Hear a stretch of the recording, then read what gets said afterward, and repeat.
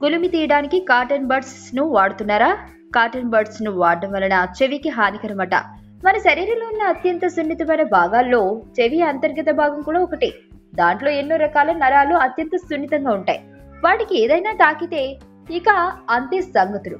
చెవి వినబడకుండా పోవడమో, ఇన్ఫెక్షన్లు రావడమో, ఇంకా వేరే చెవి సంబంధ అనారోగ్య సమస్యలు రావడమో జరుగుతుంది.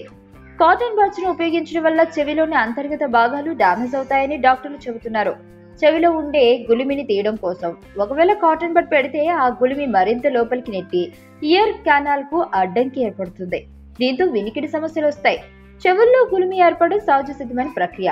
చెవిలో అంతర్గతంగా ఉండే కొన్ని గ్రంథులు గులిమిని స్రవిస్తాయి. ఇది సాధారణ స్థాయిలో ఉంటే మనకు దాంతో కలిగే అనారోగ్యం ఏమి ఉండదు. గులిమిలో యాంటీబ్యాక్టీరియల్ గుణాలు ఉంటాయి. ఇవి శరీర రోగనిరోధక వ్యవస్థకు సహకరిస్తాయి. దీంతో పాటు చెవులను శుభ్రంగా ఉంచడం కోసం కూడా గులిమి తయారవుతుంది. చెవిలో తయారయ్యే గులిమి సహజంగా కొన్ని రోజులకు దానంతటదే పోతుంది. అంతేగాని దాన్ని తీయడం కోసం కాటన్ బడ్స్ ను వాడకూడదని చెబుతున్నారు వైద్యులు.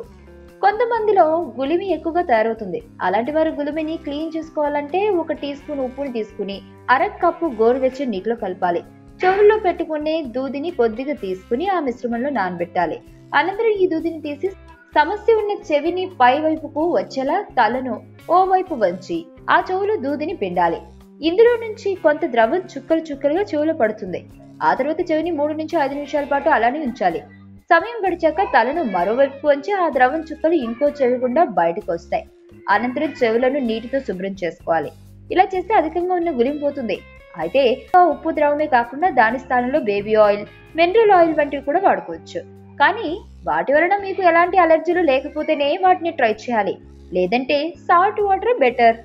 వార్తావాణి న్యూస్ ఛానల్ ఎప్పటికప్పుడు రాజకీయ, సినీ విశేషాలు, స్పోర్ట్స్ మరియు సాంకేతిక పరమైన మరెన్నో విషయాలను మన ముందుకు తెస్తుంది. మరింత సమాచారం కొరకు వార్తావాణి న్యూస్ ఛానల్ ని సబ్స్క్రైబ్ చేయండి.